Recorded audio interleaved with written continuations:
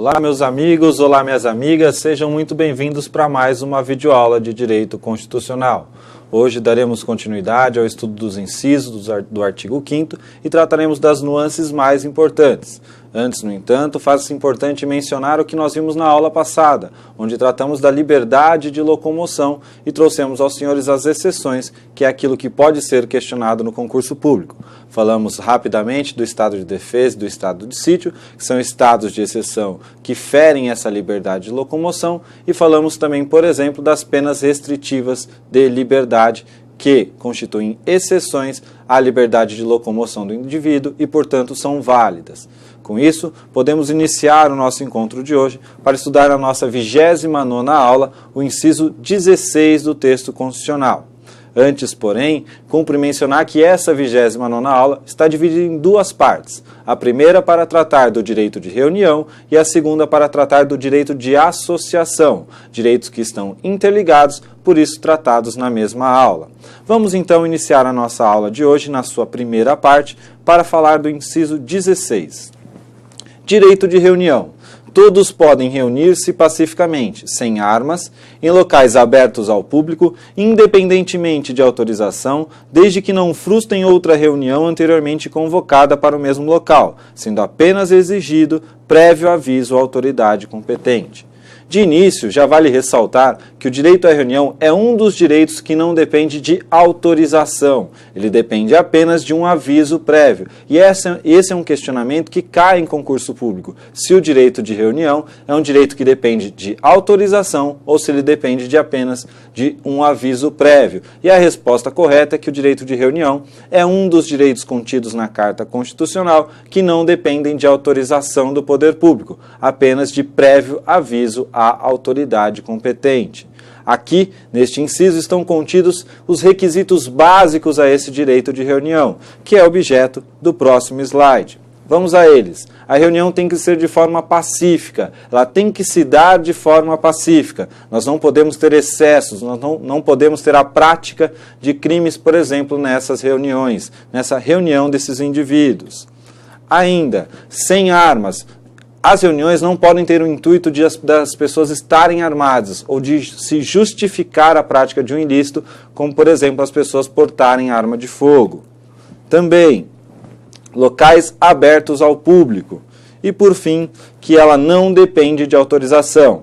O requisito mais importante contido aqui é esse quarto requisito, que é o direito à reunião não depende de autorização do poder público. Eu estou voltando nele para frisar essa informação para que os senhores não esqueçam, porque é esse o questionamento que mais se apresenta nos concursos públicos. Direito de reunião não depende de autorização. Embora ele não dependa de autorização, ele depende de um aviso prévio às autoridades competentes, até para que possa haver uma programação de como aquilo se dará. Continuando. O direito de reunião, conforme vocês podem ler nesse slide, é um direito individual de expressão coletiva. Caiu em um concurso público o que era um direito individual de expressão coletiva.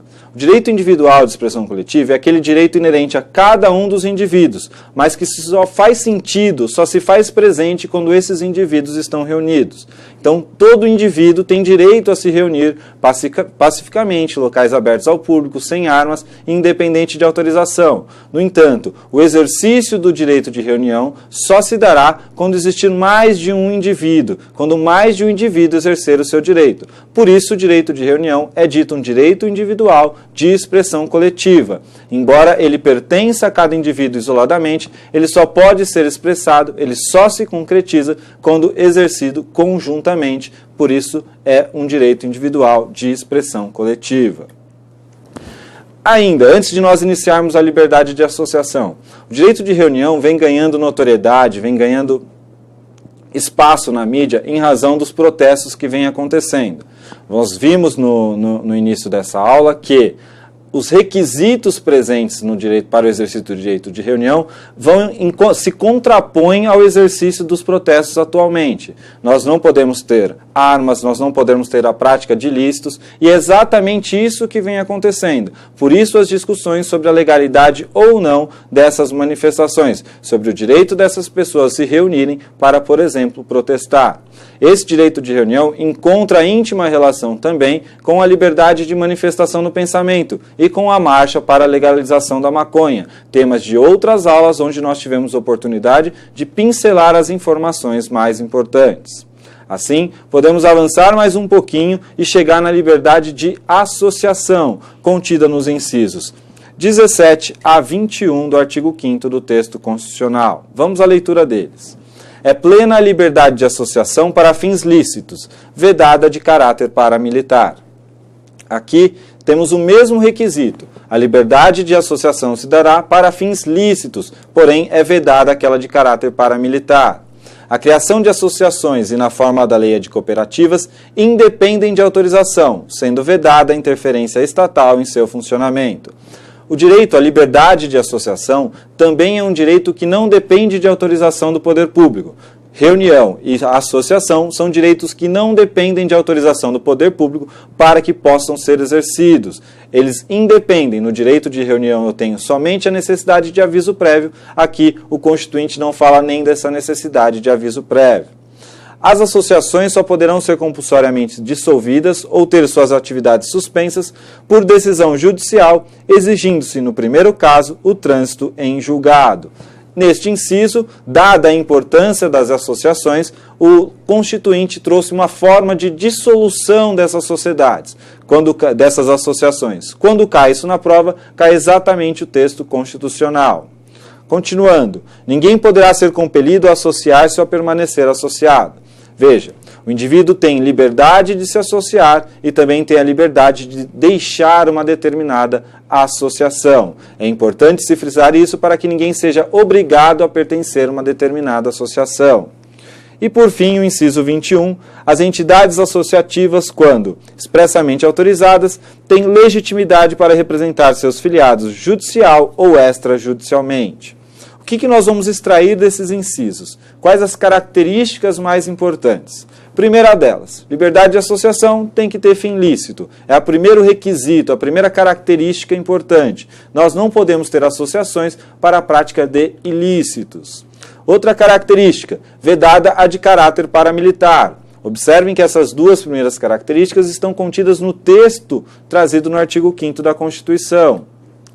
Ainda, independe de autorização para ser criada. E aqui eu friso, trago novamente a informação. Liberdade de reunião e liberdade de associação são direitos contidos na Carta Constitucional, são direitos contidos no artigo 5º da nossa Constituição, que independem de autorização do poder público para que possam ser exercidos. Outra característica, dissolução apenas por decisão judicial. Eu disse aos senhores, quando nós lemos o inciso, que tratava da hipótese de dissolução dessa associação.